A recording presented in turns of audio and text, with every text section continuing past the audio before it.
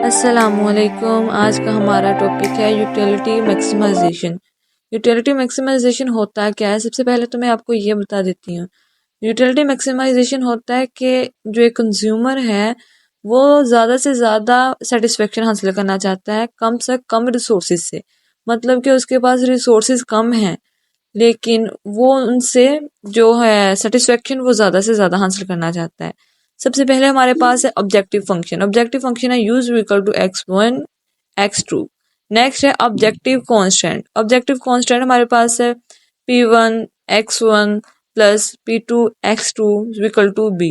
जो हमारे पास p1 x1 plus p2 x2 है वो हमारे पास है सबस्क्रिप्ट। इसे हमने रखना है इक्वल टू जीरो। जो हमारे पास है ना बजट कांस्टेंट, बजट कांस्टेंट को हमने रखना है जीरो के इक्वल। जब हम इस जीरो के इक्वल रखेंगे ना तो वो जो बी है वो जो x1 और p1 x1 p2 x2 वो दूसरी साइड पे चले जाएगा तो वो माइनस हो जाएगा। इस तरह b minus p1 x1 minus p2 x2 equal to zero. तो उसे मल्टीप्लाई करेंगे लेमडा से। जब मल्टीप्लाई करेंगे तो ये इस तरह आ जाएगा lambda multiply b minus p1 x1 minus p2 x2। तो उसमें ऐड कर देंगे ऑब्जेक्टिव फंक्शन। ऑब्जेक्टिव फंक्शन वो है जो हमारे पास है u is equal to x1 और x2। वो उसे ऐड कर देंगे इसमें u is equal to x1 x2 add plus lambda bracket में है b minus p1 x1 minus p2 x2। ये करने के बाद हमने अब लेना है इसका पार्शियल डेरिवेटिव। लेकिन जो हमारे पास है ना x1 x2 प्लस लेमडा ये थ्री वेरिएबल्स है जिसका हमने पार्शियल डेरिवेटिव लेना है। ठीक है, राइट।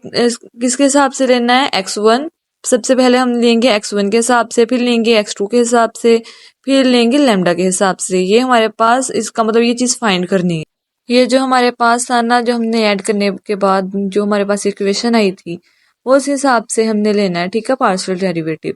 सबसे पहले तो हम x1 के हिसाब से लेंगे। ठीक है, जब x1 के हिसाब से लेना है ना तो x1 हमारा वो कट हो जाएगा। जिधर जिधर हमारे पास x1 है ना वो वाली लिखना है। x1 कैंसिल हो गया, उसकी जगह हमने लिख दिया x2 प्लस लेमडा सबके साथ मल्टीप्लाई हो रहा है ना, तो वो जो x1 किसके साथ है? p1 के साथ, वो p1 के साथ लिख दिया। तो दूसरे नंबर पे हमने लेना है x2 के हिसाब से। x2 में x2 कैंसिल हो गया, रह गया हमारे पास x1। x1 plus lambda x2 के साथ क्या है?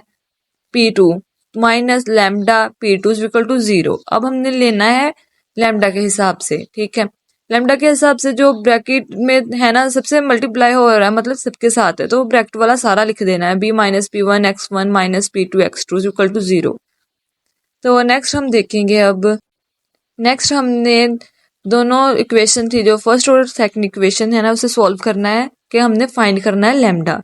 ठीक है, दोनों में से लेमडा को निकालना है। तो सबसे पहले हमें फर्स्ट इक्वेशन देख लेंगे। फर्स्ट इक्वेशन हमारे पास कौन सी थी? फर्स्ट इक्वेशन हमारे पास है जो पीछे थी ना x2 minus lambda p1। Minus lambda p1 को दूसरी साइड पे ले गए, x इक्वल टू माइनस वाला वो प्लस हो गया तो लेमडा p2 हो गया। तो वो जो p1 था उसे डिवाइड कर देंगे, नीचे ले आएंगे। ठीक है, x2 minus p1 equal to lambda, ये हमारे पास आ गया एक लेमडा की। नेक्स्ट हमने इक्वेशन 2 लेनी है। इक्वेशन 2 हमारे पास कौन सी थी? वो थी x1 minus lambda p2 equal to zero. इसी तरह जैसे हमने ऊपर किया था ना, तो इसी तरह ये कर देंगे। जो माइनस लेमडा p2 है ना तो वो हम दूसरी साइड पे ले जाएंगे।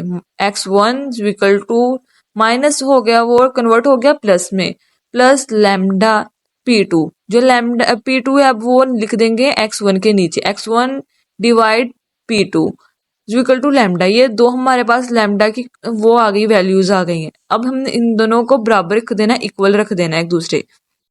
ये दोनों एक दूसरे के इक्वल होंगे। अब इन दोनों को इक्वल लिख देना है, दोनों लैम्डा की इक्वेशन को। Lambda is equal to lambda, first lambda की हमारे पास थी ये वाली ना, ये फर्स्ट है x2 बाय p1। दूसरी हमारे पास है x2 bye p2, sorry x1 bye p2। जो ये p1 है ना वो हमें इधर डिवाइड हो रहा है, दूसरी साइड पे जाके मल्टीप्लाई हो जाएगा तो दूसरी साइड पे लिख देंगे p1 डिवाइड p2 और पी एक्स P1 के साथ मल्टीप्लाई कर देगा। इसे हम इस तरह भी लिख सकते हैं P1 divide P2 multiply x1 को साइड पे ले गए, ठीक है। तो अब ये जो है ना ये इक्वेशन आई है, वो हम बजट लाइन थी ना हमारे पास b minus P1 x1 plus P2 x2, उस वाले इनमें है ना ये वाले पुट कर देंगे। तो ये पुट किया b minus P1 x1 minus P2 x2 की जगह ये वाली वैल्यू इसकी पुट कर देनी है।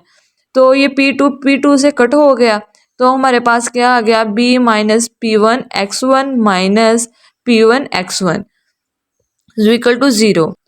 नेक्स्ट हमने ये जो किया था ना, ये जो वैल्यू निकाली थी वो इधर दोबारा ये मतलब इसे सोल्व करेंगे। b minus P2 P1 x1 ये किस तरह आया, ये जो माइनस माइनस हो गया प्लस, लेकिन साइन हमने माइनस का लगाना है, ठीक है। b minus P2 P1 x1 इस तरह आया था।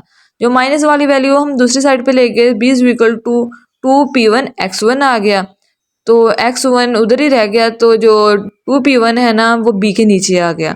तो ये हमारी x1 की वैल्यू आ गई, ठीक है। वो जो दूसरी थी ना वो बजट कांस्टेंट जो x2 की निकाली थी, ये बजट कांस्टेंट के हिसाब से नहीं आई थी, इस वजह से ना ये 4 इक्वेशन में नहीं है ना, ये हम इसमें पुट करके बजट के हिसाब से निकालनी है। अब जो x1 आई है वो बजट के हिसाब से आई है। x1 की वैल्यू अब हमने पुट कर देनी है 4 इक्वेशन में जो x2 की निकाली थी उसमें, ठीक है। तो अब हम ये पुट करते हैं x2 equal to P1 P2 x1, ठीक है। ये वाली हमारे पास इक्वेशन थी, ये मैंने दोबारा लिख दी है ताकि आपको याद रहे। तो अब पुट करके देख लेंगे क्या आएगा। x2 इक्वल टू P1 और P2 x1 की अब इसमें वैल्यू पुट कर देंगे जो आई है b divide two P1। 2P1 हो गया, तो P1 और 2P1 कट हो गया, मतलब 2 नहीं कट हुआ, P1 कट हो गया। x2 equal to b divide b, ये मैं सबसे पहले ये अलग करके लिख देती हूँ ताकि आपको समझ आए किस तरह। ये डिवाइड 2 होगा ना, ये 2 और P2 हमने इकट्ठा कर लिया, b डिवाइड टू P2। ये हमारे पास बजट कांस्टेंट के हिसाब से x2 की वैल्यू आ गई। अब देख लेंगे x1 की हमारे पास आई है b डिवाइड टू P1 और x2 की आई है b डिवाइड टू P2, ये बजट कांस्टेंट के हिसाब से आई है।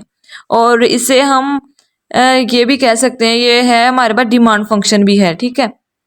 तो उम्मीद है कि आज की वीडियो आपको पसंद आई होगी। ये यूटिलिटी मैक्सिमाइजेशन का क्वेश्चन आपको अच्छे से समझ आया होगा, उम्मीद है। और अगर आपको पसंद आई वीडियो तो मेरे चैनल को लाइक करें, सब्सक्राइब करें, और इस तरह की वीडियो हासिल करने के लिए बेल आइकन को ज़रूर प्रेस कीजिएगा। और जिस स्टेप की आपको समझ नहीं आई वो आप मुझे बताएं, मैं आपको वो दोबारा लाजमी समझा दूँ।